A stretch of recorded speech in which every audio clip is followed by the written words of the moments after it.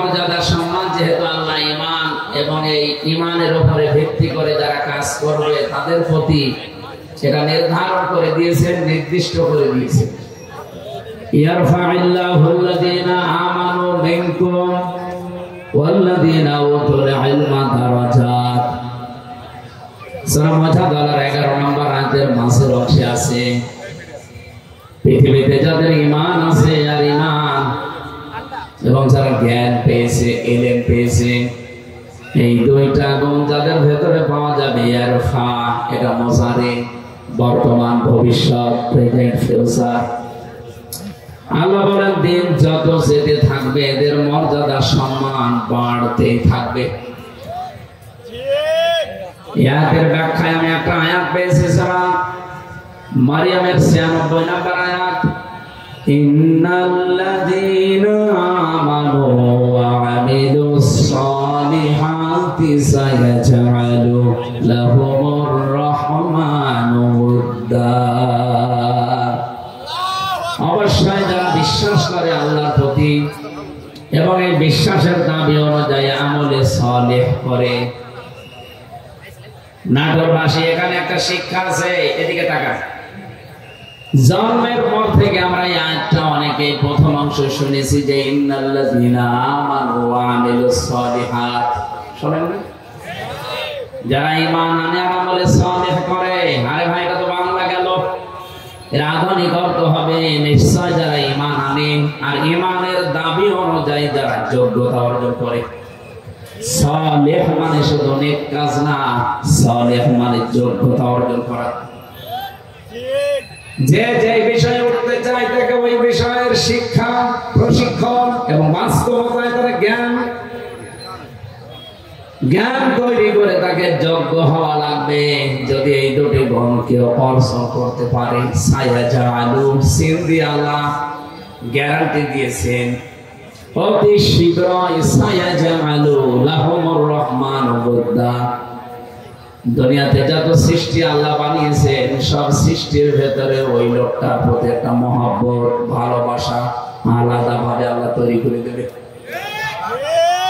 এই জন্য যে বিভাগে আমরা আছি ওই বিভাগে আপনার ঈমান যদি খাঁটি হয়, ভেজাল না থাকে, লোক দেখানো না হয়, আর যদি আপনার যোগ্যতা থাকে, শিক্ষা প্রশিক্ষণ নিয়ে বাস্তবে আপনি টিকে থাকতে পারেন, এই লোকটাকে হয়তো আদর্শিক কারণে, রাজনৈতিক কারণে, দুনিয়ার কোন স্বার্থের কারণে আপনি দেখতে পারেন না উপরে উপরে, ভেতর থেকে যদি মানুষ হয়ে থাকেন অবশ্যই একটা কিছু বের হয়ে আসবে যে না, লোকটা আসলে ভালো ছিল।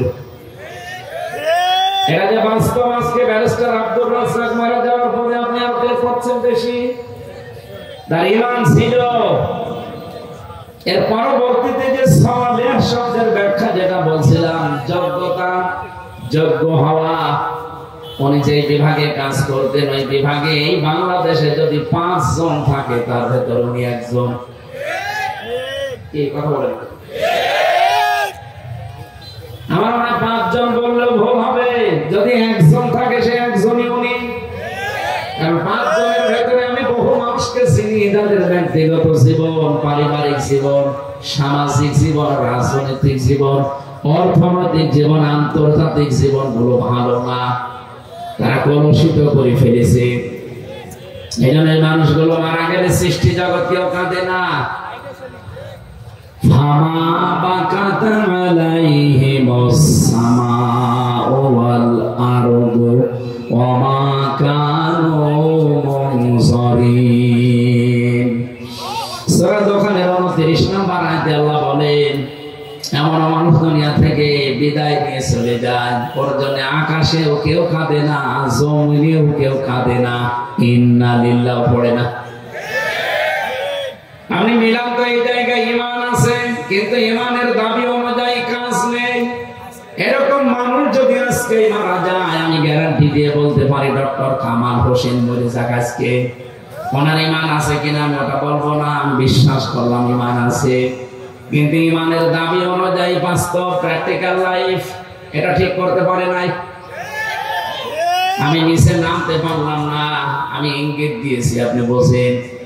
শুধুমাত্র ঈমান আনলেই হবে না, ঈমানের দাবি অনুযায়ী আপনাকে কাজ করা লাগবে। আর ব্যারিস্টার আব্দুর রাজ্জাক এটা করেছে।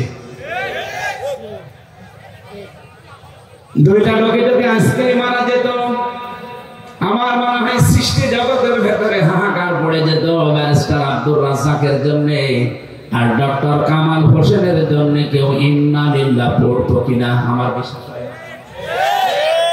ভাই আমি আমার নিজেরটা বলছি, আমার ভেতর থেকে তো আসতো না, আপনার আসবে কি করে? কারণ এটা তো আর ভেতর থেকে আসার জন্য যেটা তৈরি হবে সেটা তৈরি করে দেবে কে? এই জন্য আল্লাহ আয়াতের মাঝে সিন দিয়েছে। যারা আরবি গ্রামার বোঝে যে জিজ্ঞাসা করেন, সিন, সাফা, কদ, লাম, এরকম 13টা শব্দ আছে। কোন সেন্টেন্সের আগে যদি আসে, কোন ফেলের আগে যদি এই শব্দটা ব্যবহার হয়, বাংলা অর্থ দাঁড়ায় অতি শীঘ্রই, খুব তাড়াতাড়ি, অবশ্যই, হবেই হবে। এই সিন শব্দের প্রায় 33টা অর্থ পেয়েছি আমি। আল্লাহ গ্যারান্টি দিয়ে জানিয়েছেন অতি শীঘ্রই, অবশ্যই, খুব তাড়াতাড়ি আমার সৃষ্টি জগতের ভেতরে তার প্রতি একটা ভালোবাসা, মহব্বত আমি আল্লাহ নিজে পয়দা করে দেব। ব্যারিস্টার আব্দুর রাজ্জাককে হয়তো আদর্শিক কারণে আমরা অনেকেই সামনাসামনি দেখতে পারি না, কিন্তু আজ উনি ইন্তেকালের পরে অনেকেই কিন্তু বলছে না লোকটা ভালো ছিল। এই কথা বলেন এটা। আপনি মনে যান তো দেখি, পৃথিবীর সব সৃষ্টি আপনার জন্য কাঁদে কিনা?